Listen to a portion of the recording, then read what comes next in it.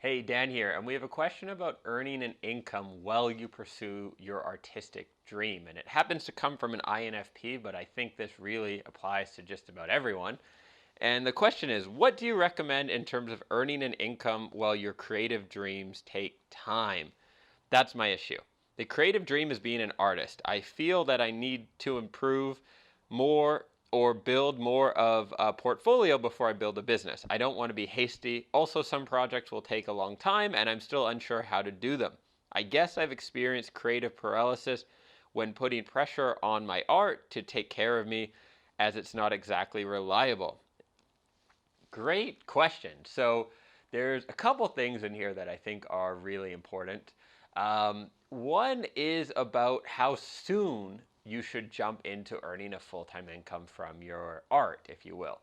If you don't know, I worked as a writer for about 3 years as a freelance writer. I still write and write books and things like that now, but I was working as a freelance writer for people, and I jumped into it while I was completely broke. I mean, can't buy a coffee broke, and just basically needed to learn as I went and earn income as I did. And for me, that actually worked quite well. It's not to say I didn't have high levels of stress, and personally, I'm quite good at managing stress, crisis, sort of. I do best when my back is up against the wall.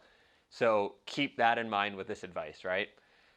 For a lot of people, though, if you are like me, I think jumping into it can be a good move because you'll learn so much quicker. If you're doing, like you mentioned, building a portfolio, right? If you mentioned as well, like wanting to get better, you're going to get a lot better a lot quicker when the pressure is on.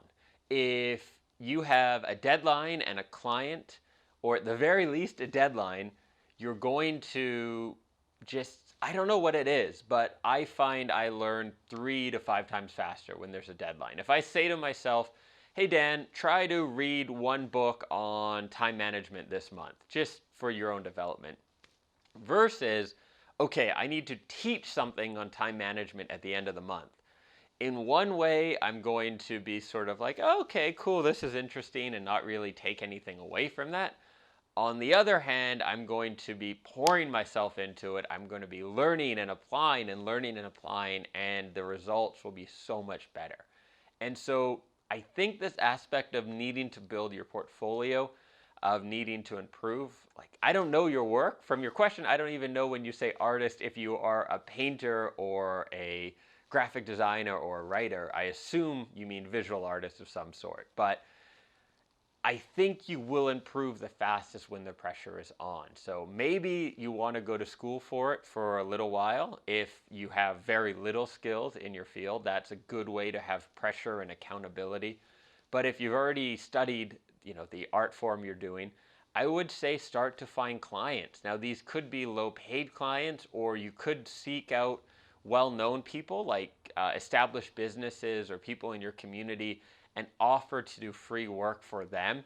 Be sure to check out my video on when you should work for free and when you shouldn't, because I don't usually recommend it. But finding clients right away is going to help you develop your skills a lot quicker. You're going to develop your portfolio a lot quicker than just doing it on the side.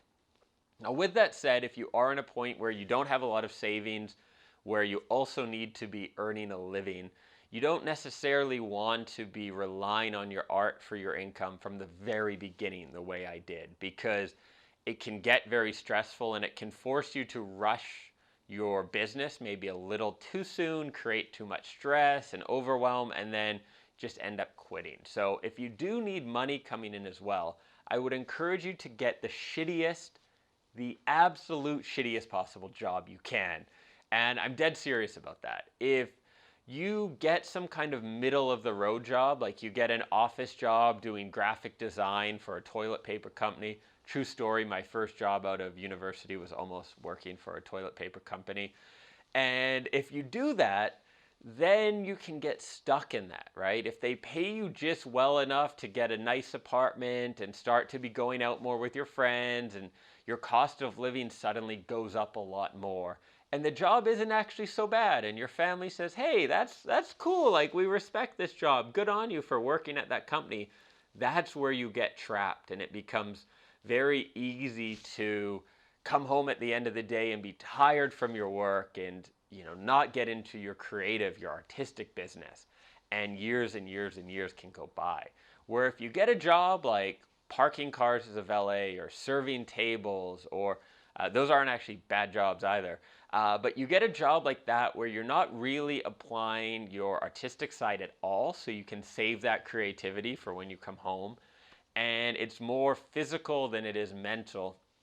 That's going to be the best, because you'll still have your mental energy when you come home to work on your business, and there's very little risk of getting trapped in that. You're not going to be working as a valet for 5 or 10 years and then say like, this is what I want as my career, right? At least I hope you won't. And so you're more likely to want to quit, and that is a good thing. If you're just getting a day job to pay the bills while you build a business, whether it's artistic or any other business, get a shitty job. It will be a lot more motivating and you won't get trapped. So hope that helps. If you have any further questions about my answer, share it below in the comments or just email me back. Thanks for watching. If you've enjoyed this video, do subscribe to the channel as well. You can always send in questions to me if you go to dreamsaroundtheworld.com/askdan, or maybe better, dreamsaroundtheworld.com, and just click the Ask Dan icon at the top there. Thanks for watching.